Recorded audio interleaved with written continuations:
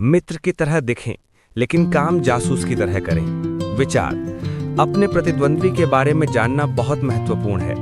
बहुमूल्य जानकारी इकट्ठी करने के लिए जासूसों का इस्तेमाल करें, ताकि आप एक कदम आगे रह सकें। इससे भी अच्छा तरीका यह है कि आप खुद जासूस की भूमिका निभाएं। सौहार्दपूर्ण सामाजिक मुलाकातों में ये काम करना सीखें। अप्रत्यक्ष सवाल पूछें, ताकि लोग अपनी कमजोरियों और इरादों को उजागर कर दें।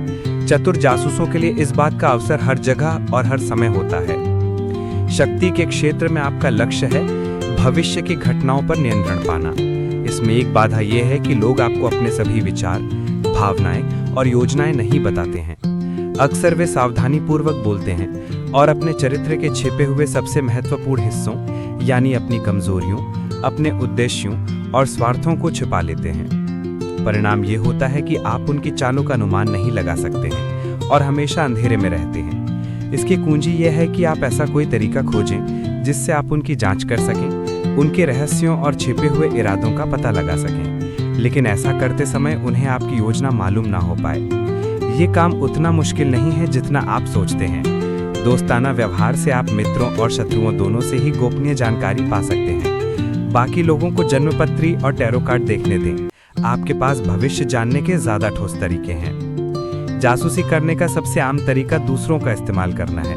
ये तरीका आसान और शक्तिशाली तो है, लेकिन इसमें जोखिम भी है।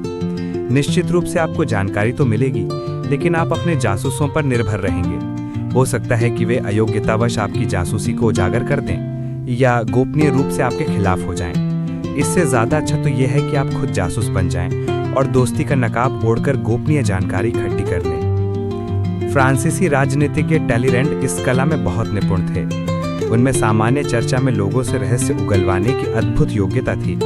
लोगों का कहना था कि टैलीरेंड बातचीत में बहुत निपुण थे, जबकि सच तो ये था कि वे बहुत कम बोलते थे। वे अपने विचारों के बारे में कभी बातें नहीं करते थे, बल्कि सामने वाले के विचार उगलवाने की कोशिश करते थे। वे ऐसी बात कह देते थे जो गोपनीय लगती थी, जबकि दरअसल वो मनगढ़ंत होती थी।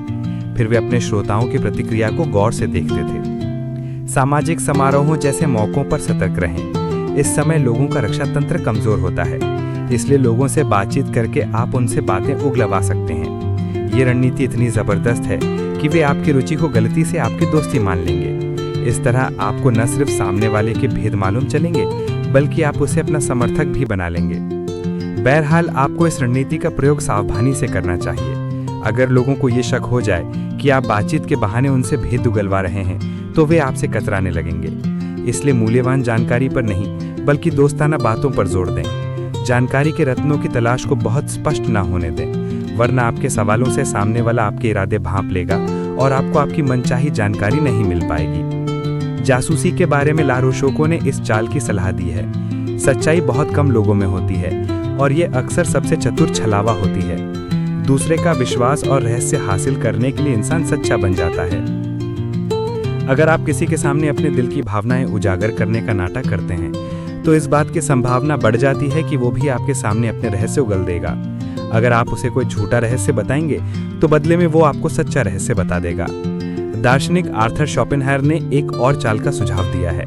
उनका कहना है कि बातचीत में आप लोगों का प्रबल विरोध करके उन्हें इतना चढ़ा दें और इतना उत्तेजित कर दें कि वे अपने शब्दों पर नियंत्रण ना रख पाएं। उग्र भावनात्मक प्रतिक्रिया में वे अपने बारे में हर तरह के सच को उजागर कर देंगे, जिनका आप बाद में उनके खिलाफ इस्तेमाल कर सकते हैं। तस्वीर: जासूस की तीसरी आंख।